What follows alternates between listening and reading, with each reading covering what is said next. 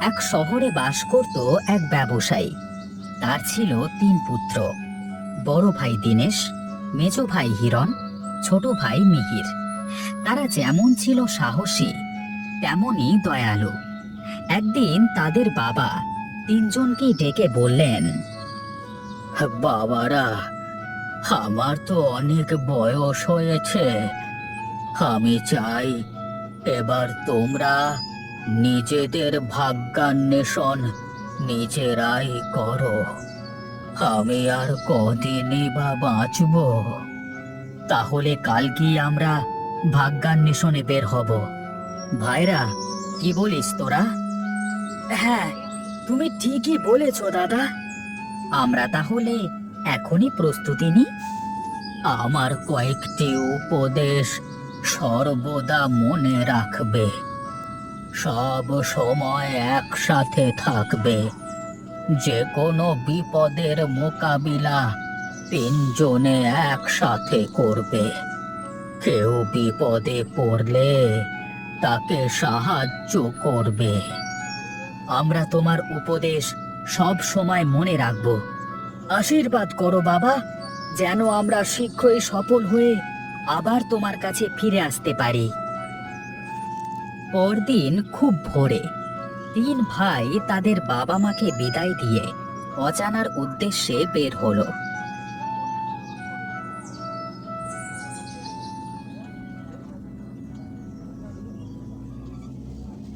দিন দুয়েক পরে তারা এসে পৌঁছালো এক দুঃখ দুর্দশাগ্রস্ত গ্রামে। সেখানে তারা দেখল মানুষের ছিন্ন বস্ত্র, শীর্ণ দেহ, ঝুপড়ি আধ ভাঙা ঘর।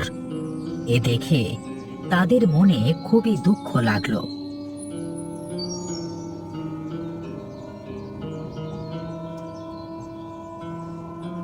কিছু দূর গিয়ে তারা ক্ষুধা তৃষ্ণায় মৃতপ্রায় এক বৃদ্ধাকে দেখল। তারপর তারা বৃদ্ধার বাড়ি নিয়ে গিয়ে সেবা শুশ্রূষা করে সুস্থ করে তুলল।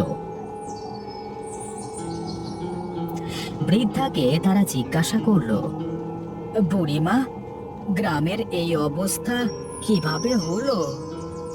অনেকদিন গ্রাম ধন সম্পদে ভরপুর ছিল, কিন্তু বড়লোকের নজর পড়ে ও গ্রামের উপর।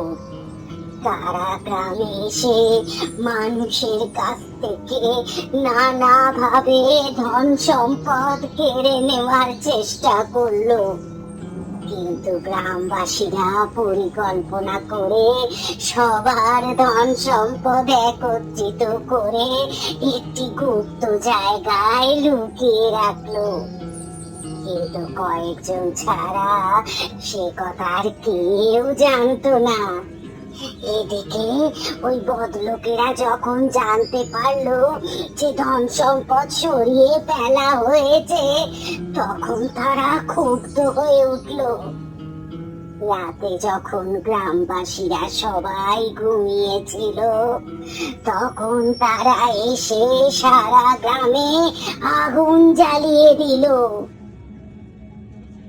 যে কয়জন ওই গুপ্তধনের কথা জানতো, তারা আগুনে পুড়ে মরে গিয়েছিল। শুধু অল্প কয়জন পালাতে পেরেছিলাম। গ্রামে ফিরে এসে দেখলাম সারা গ্রামে ধ্বংসস্তূপে পরিণত হয়েছে। কোথাও কোনো ঘর বাড়ির চিহ্ন মাত্র নেই। আমরা আবার নতুন করে ঘর তৈরি করতে শুরু করলাম, কিন্তু কেউ গুপ্তধন না পাওয়ার কারণে এখনো গ্রামের এই অবস্থা। লোকমুখে শোনা যায় ওই রাতে যারা মারা গিয়েছিল তারা সঠিক লোকের সন্ধান পেলে বিভিন্ন রূপ ধারণ করে এসে গুপ্তধনের সন্ধান দিবেন। তবে কি এখনো সেই সঠিক লোকের সন্ধান পাওয়া যায়নি? না, আমরাই যদি গ্রামবাসীদের সাহায্যের জন্য গুপ্তধন সন্ধান করবার চেষ্টা করি তবে কেমন হবে? কিন্তু বুড়িমা, আমরা কিভাবে গুপ্তধনের সন্ধান পাবো? তোমরা যদি সঠিক লোক হও তবে তারাই তোমাদের দেখা দিবে। রাতে বৃদ্ধার বাড়িতে তারা আশ্রয় নিল। ঘুমাতে যাওয়ার পর হঠাৎ একটা শব্দে তাদের তিনজনেরই ঘুম ভেঙে গেল। শুনতে পেল কেউ একজন বাইরে থেকে দরজায় কড়া নাড়ছে। বড় ভাই দরজা খোলবার পর দেখল দরজার সামনে একটি কাগজ পড়ে আছে। সে কাগজটি কুড়িয়ে নিল এবং খুলে দেখল একটি নকশা। এতে কিছু জায়গা চিহ্নিত করা ছিল। তারা তিন ভাই পরামর্শ করতে বসলো। তোরা এই নকশার কিছুই কি বুঝতে পারছিস? না দাদা, কিছুই তো বুঝতে পারছি না। কাল সকালে বুড়িমার কাছ থেকে জেনে নিতে হবে।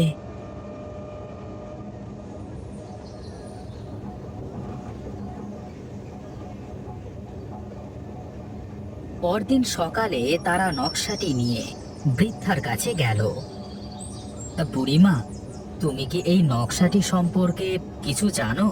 সেটা তোরা কোথায় পেলি বাবা? কাল রাতে কে যেন দরজার বাইরে এটি রেখে গিয়েছে। আমার মনে হয় তেনারা গুপ্তধন উদ্ধারের কাজটি তোদের দিয়ে করাতে চান, আর এটি সেই গুপ্তধনে পৌঁছানোর নকশা। তাহলে আমরা সকাল থাকতেই বেরিয়ে পড়ি গুপ্তধন উদ্ধারের কাজে। নকশার ওই পাহাড়টা কোন দিকে বুড়িমা? সোজা গিয়ে দক্ষিণের এই পাহাড়টা। বুড়িমা, এবার আমরা চললাম, আশীর্বাদ করো। সাবধানে যাস বাবারা।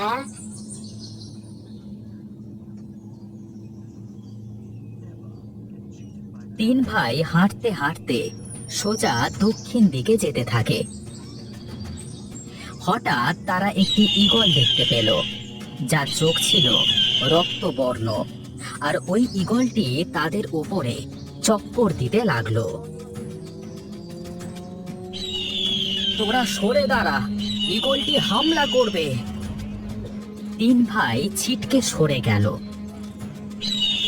ঈগলটি একটি পুরো কাঁচের টুকরো ফেলে গেল। তারা পুনরায় একত্রিত হলো। ওই ফাঁকা জায়গার আকৃতিটা খুব চেনা চেনা মনে হচ্ছে। আরে দেখ, ওই ফাঁকা জায়গাটার আকৃতি ওই কাঁচের টুকরোর মতো। দাদা, চলো ওই ফাঁকা জায়গায় কাঁচের টুকরোটা লাগিয়ে দেখি।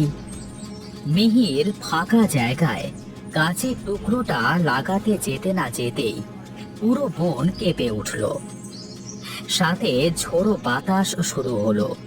হঠাৎ তারা দেখল এক যোদ্ধা তাদের সামনে উপস্থিত হলো। যেখান থেকে এসেছো সেখানে ফিরে যাও। এর আগেও বহুজন এসেছিল, কিন্তু বেঁচে ফিরে যেতে পারেনি।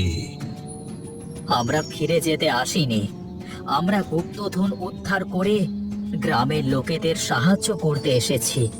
তার জন্য যদি যুদ্ধ করতে হয় তাই করব। কিন্তু তোমরা ওই কাঁচের টুকরো পেলে কোথায়? হঠাৎ ঈগলটি এসে মানুষ রূপ ধারণ করে বলল, আমি দিয়েছি ওই কাঁচের টুকরোটি। ওরাই সেই যোগ্য লোক, তোমরা তোমাদের কাজ সম্পন্ন করো। এরপর মানুষটি আর যোদ্ধা অদৃশ্য হয়ে গেল। তারপর তারা গুহার দরজায় কাঁচের টুকরোটি বসাতেই গুহার দরজাটি খুলে গেল।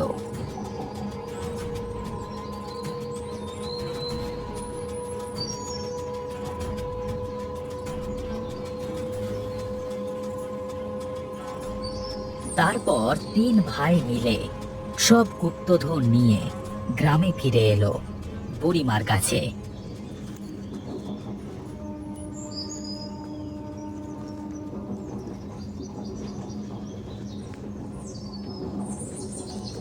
বুড়িমা, আমরা গুপ্তধন উদ্ধার করেছি।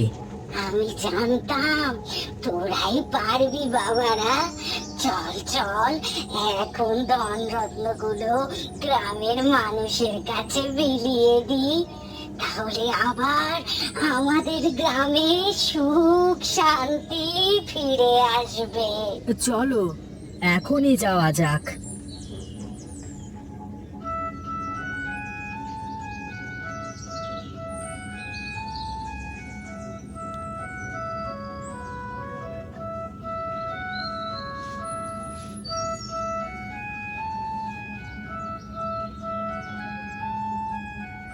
সবাইকে অমূল্য রত্ন বিলিয়ে দেবার পর সকল গ্রামবাসী খুশি হলো এবং তাদের 3 ভাইকে অনেক পুরস্কৃত করলো। তারা সেসব নিয়ে খুশি মনে বাড়ি ফিরল।